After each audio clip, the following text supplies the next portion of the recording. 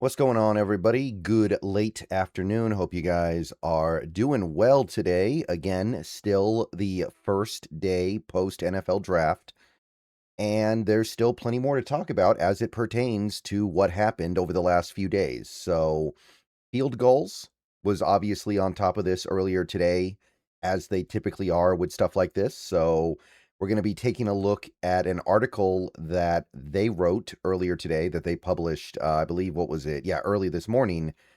And we're going to take a look at their findings regarding what the national media slash experts think about the Seattle Seahawks draft. And obviously, grading a draft class when they've not had the opportunity to even play in the NFL yet is kind of it's kind of a little bit of a goofy thing to attempt, but everybody does it anyway, so why not? And there is stuff you can say about a draft class before they start playing. This video is sponsored by Prize Picks, more on them a little bit later. But Field Goals went through a bunch of different sources and a bunch of different publications and looked at their draft grades for the Seahawks. So let's take a look here. Uh, we already did Warren Sharp in a previous video, the video I posted a couple hours ago. He thought the Seahawks did very poorly. He graded them like, what was it, 27th out of 32 teams, or 26th maybe? So we know that he didn't like it, and Warren Sharp is a good source for this kind of stuff. But let's take a look at some other places. Again, this is all stuff that Field Goals has talked about. You can probably find some other expert publications that gave draft grades, but let's dive in. All right, so you got Underdog NFL here, and I know that Underdog is not really represented by some really deep analyst or somebody that is really listened to when it comes to this stuff. I understand that a place like Underdog might be kind of cursory with their draft grade, but they posted their draft grades. I believe this was actually yesterday afternoon. They gave the Seahawks a C. Now, they gave no explanation of that grade, so we don't know exactly why they got there, but it's somewhat understandable. I don't agree with that. I don't think that they are as bad as a team like the 49ers, who they also gave a C. And there's some other grades here that make me scratch my head. C plus for the Jets doesn't make any sense to me. I think they did a lot better than that. But yeah, so Underdog, not a fan. They gave us one of the worst grades of any team this year. Only a few did worse, like Jacksonville and Arizona, and of course the Rams. And that actually might be it. But they did not like our draft. Now, USA Today was the only major publication I could find that loved our draft. So if you want a positive spin, USA Today is your place to go. They gave us an A minus and put us top 5. And they give a little bit of an explanation of why they believe that Jadarian Price and Bud Clark are going to play a lot as rookies, because we do have a need there. I think that's a perfectly defensible position, although I don't know if Clark is going to beat out Ty Okada, but I also think it's possible. And even if he doesn't beat out Ty Okada, he can still play a lot.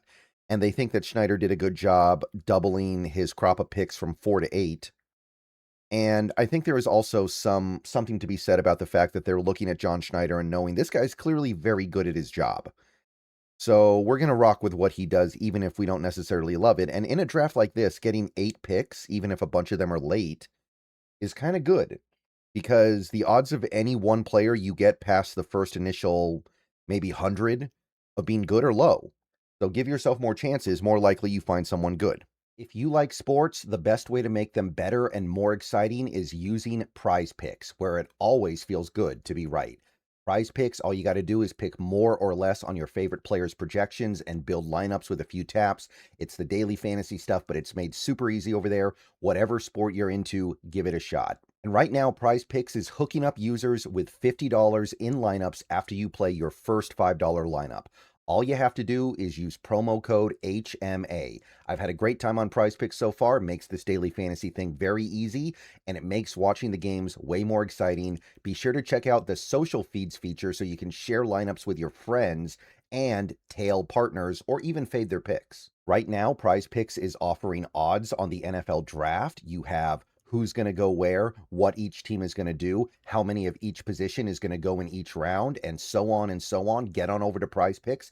Take advantage of that. So, download Prize Picks today, America's #1 sports app, and remember to use the promo code HMA. And remember, always gamble responsibly.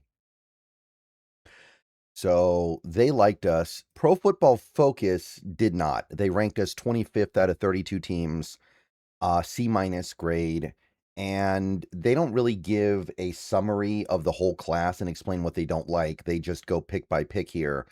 So Price being somebody that was a backup in college is something that they're not going to be big fans of because it doesn't speak to his ability to produce high volume in the NFL. They have some issues with Clark. They have some issues with Neal, although overall I think they still like both players. The pick they really liked here was Brandon Stevens or Bo Stevens, excuse me. I don't know why I keep saying Brandon Stevens, but Bo Stevens. That's actually the pick they really like here, and I I I I see why that might be the case because Stevens was a very productive player in college. I just don't know about his athletic profile. To me, he's kind of like Oluwatimi, where yes, he's very good in zone, but he's also not athletic. So I don't know if he can be great in zone. So they didn't like it. Sports Illustrated SI.com here has a B grade, which is basically what I had, and I think a lot of people had as well. Seattle replaced K9, Kobe, and Reek Woolen with the first 3 picks, which makes sense. They call Price a power back, though. I don't know if I would consider Price to be a power back. Yeah, I think he's more of like a zone 1 cut and go back, but regardless, likely to be a day 1 starter. And they like Neal, they like Clark, so they're kind of just, they think it's fine. Kind of like me. They think their draft class was fine.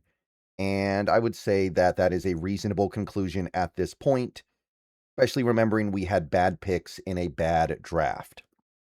All right, so now we've got CBS Sports here, and their draft grades were done in video format. So I got the video on YouTube here. I'm not going to play it, of course, but if you go to their Seahawks analysis of the pick, they gave the Seahawks a C. So not very good. They weren't a big fan of what the Seahawks did. That's probably one of the worst grades they handed out. Now, I will say this, 49ers, they gave a C minus, and I believe, yeah, the Cardinals, they gave an A minus. And then the Rams, they gave a C. So they didn't like anything in the division, really. But yeah, C grade, pretty lackluster. Going to be one of the worst grades they hand out. For whatever it's worth, they were asked who they think is going to win the division in 2026. 3 of these guys said the Rams, and one of them said the Niners. So there's not a lot of Seahawks love from that group anyway. So, take from it what you will. NFL.com did their grading of the picks, and they came out with a B+, which I think is also fairly reasonable. They gave Jadarian Price a B. They gave the 2 picks on day 2 an A-, which that's about where I am. And then they gave day 3 a B. I can't really fully grade day 3 because I don't really know very much about 3 of the 5 players we got. But I think that's probably about right. And you're not going to go that wrong in day 3 of a draft this bad. Right, even if I'm right about Bo Stevens and he ends up just being kind of a quality backup, that's fine.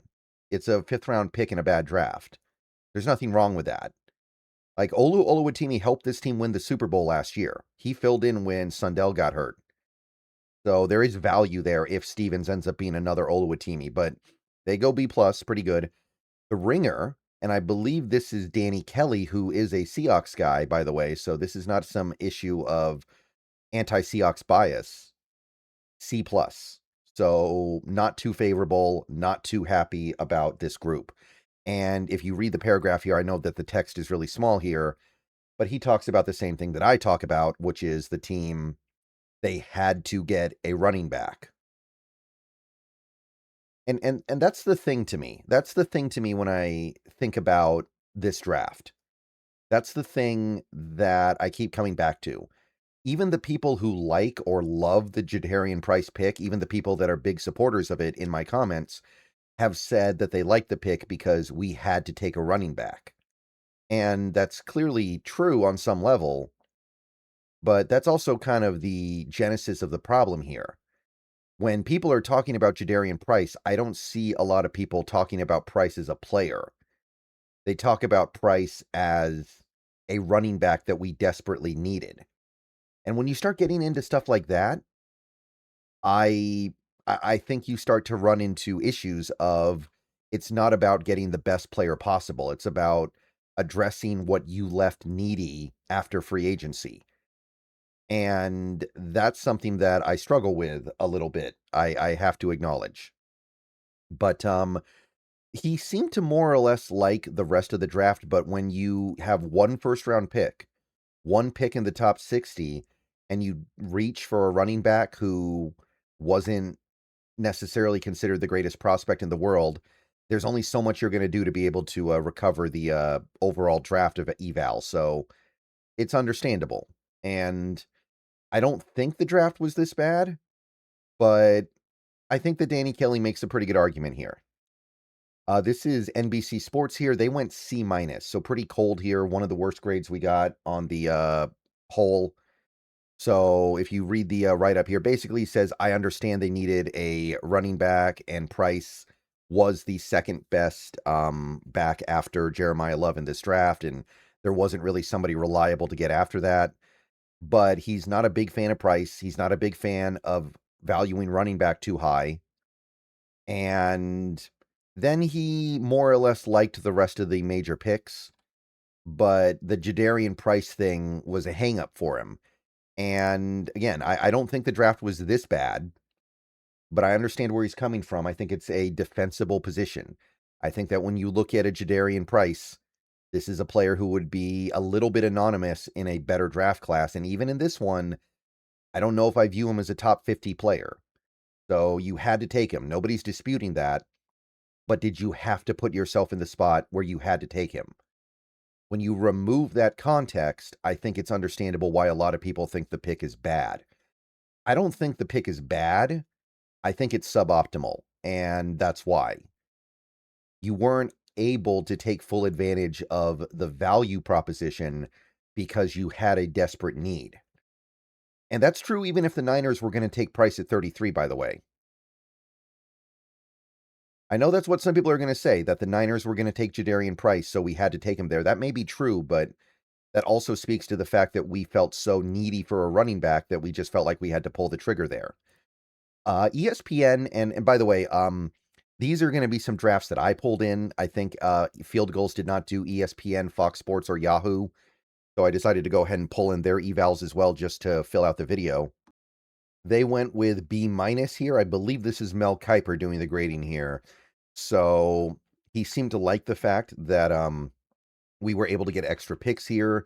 He seems to believe that Jadarian Price is a good, but not necessarily a great pick. He likes Bud Clark. He likes Bo Stevens. He seems to like Julian Neal as well. Not enamored with any of this stuff, but overall he thinks the draft was okay-ish. A B minus is fine. And okay, I'm not too far away from that myself here. Fox Sports went with B, which is what I also went with. They were, again, praised for the fact that they added extra picks, which I do think is notable, even though a lot of the players we got late in the draft may not make the team. Even if one of them does, there is value there. Like Andre Fuller, who I didn't love for my evaluation, there is some upside there that could be really interesting. And if he makes the team over Pritchett, even if he doesn't play a lot as a rookie, that's pretty juicy here.